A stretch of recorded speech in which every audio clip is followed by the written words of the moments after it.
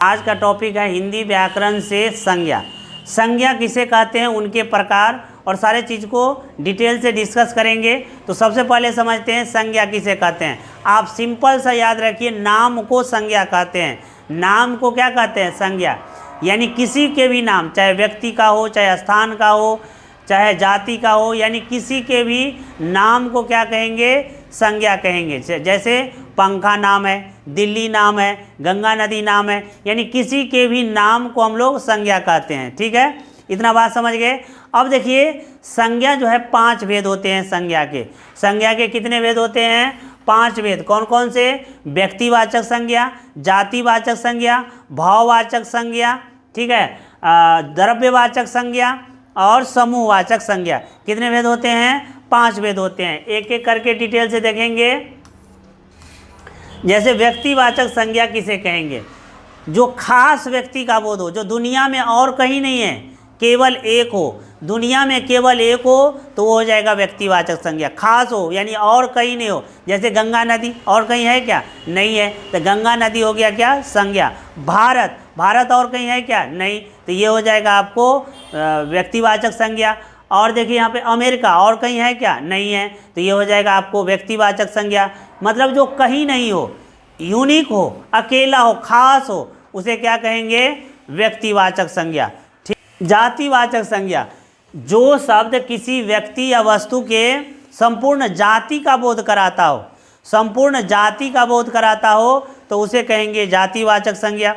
घोड़ा का क्या हो गया, एक जाति, भैंस का एक जाति, गाय का एक जाति हो गया। अब गाय में सब आ जाएगा, जर्सी भी आ जाएगा, दोगला भी आ जाएगा, ठीक है, देसी गाय भी आ जाएगा, ठीक है, ललका गाय भी आ जाएगा, पुरानका गाय भी आ जाएगा, ठीक है, यानी सब गाय आ जाएगा, उजला गाय भी आ जाएगा, यानी सब गाय का बैल भी आ जाएगा उसमें। सब गाय का क्या हो गया, एक जाति हो गया। भैंस का एक जाति, वैसे ही पेड़ में लीची पेड़ का एक जाति, आम पेड़ का एक जाति होगा, अलग अलग जाति, ठीक है। इस तरह से संपूर्ण जाति का बोध हो तो उसको कहेंगे हम क्या, जातिवाचक संज्ञा कहेंगे। ठीक है, चलिए इसी तरह से भाववाचक संज्ञा, यानी जो शब्द किसी चीज़ या पदार्थ की अवस्था या दिशा का बोध कराता है, अवस्था या दिशा का बोध कराता है, उसे भाववाचक संज्ञा कहते हैं। ठीक है, आप इसको देख नहीं सकते हैं या नाप तोल नहीं सकते हैं, इसे सिर्फ समझ सकते हैं, भाव कर सकते हैं। ठीक है,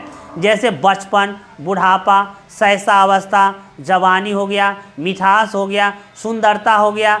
अब देखिए कोई कह रहा है बहुत सुंदर है, भाई कितना सुंदर है, 5 किलो की 10 किलो ये नहीं पता है। मिठास है, कितना मिठास है, तीखा है, तीता है, नमकदार है, ये पता नहीं चलता है। ठीक है, तो ये क्या है, एक भाव को व्यक्त करता है कि आप कैसा है। ठीक है, दुखी है, बहुत दुखी है, कितना बहुत दुखी है, 5 किलो की 6 किलो ये पता नहीं है, ये भाव को व्यक्त करता है, तो इसको कहेंगे क्या, भाववाचक संज्ञा। ठीक है, जैसे ज़्यादा व्यायाम करने से मुझे थकान आता है, तो भाई थकान क्या हो गया यहाँ पर, भाववाचक संज्ञा। लगातार परिश्रम करने से सफलता मिलती है, सफलता क्या हो गया, भाववाचक संज्ञा।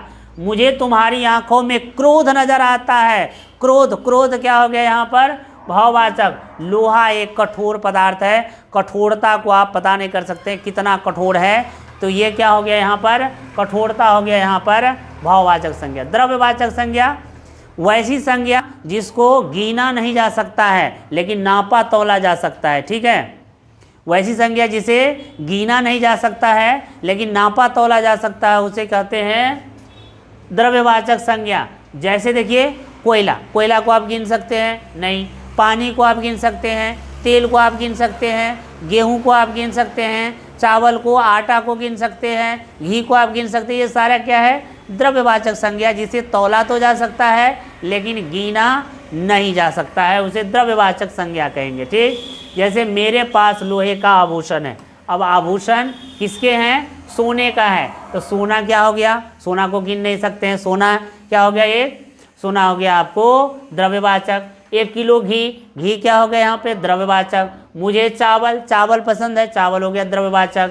हीरा क्या हो गया, द्रव्यवाचक। दूध क्या हो गया, द्रव्यवाचक। ठीक है, समूहवाचक देखिए, यानी वैसी संज्ञा जिससे एक समूह का बोध हो, झुंड का बोध हो, भीड़ का बोध हो, तो उसे कहेंगे समूहवाचक संज्ञा।